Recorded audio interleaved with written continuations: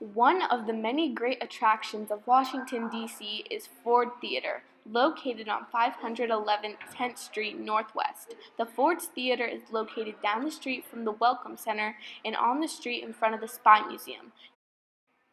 You may know Ford's Theater as the assassination site of our 16th president, Mr. Abraham Lincoln. This is where he stood on one of the theater's balconies where he was shot in the head by John Wilkes Booth.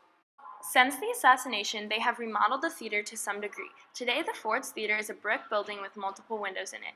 It then has concrete across the lower half of the theater. The people would enter in the openings in the concrete. This is what the inside of the theater looks like. The museum is 6,868 square feet and can fit 661 people. As you can see, there is a yellow circle around one of the balconies. This shows where Abraham Lincoln was sitting when he was shot. This is the gun Booth used to kill Lincoln on April 14, 1865, while he was watching Our American Cousin. You can see this and many more artifacts from the assassination displayed in Ford's Theater Museum. After Booth shot Lincoln, he then jumped from the balcony and ran out. However, he injured his leg from the jump. The next day, he arrived at Dr. Samuel Mudd's house for medical care for his injured leg.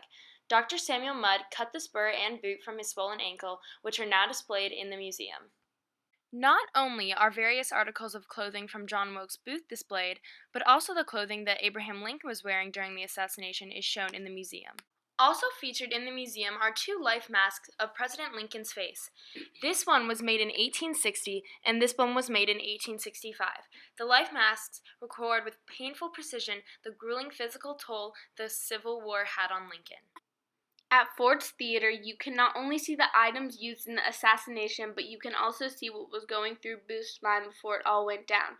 They later found his diary, where it is now displayed in the museum too. It read, "Our country owed all her troubles to him, and God simply made me an instrument of his punishment."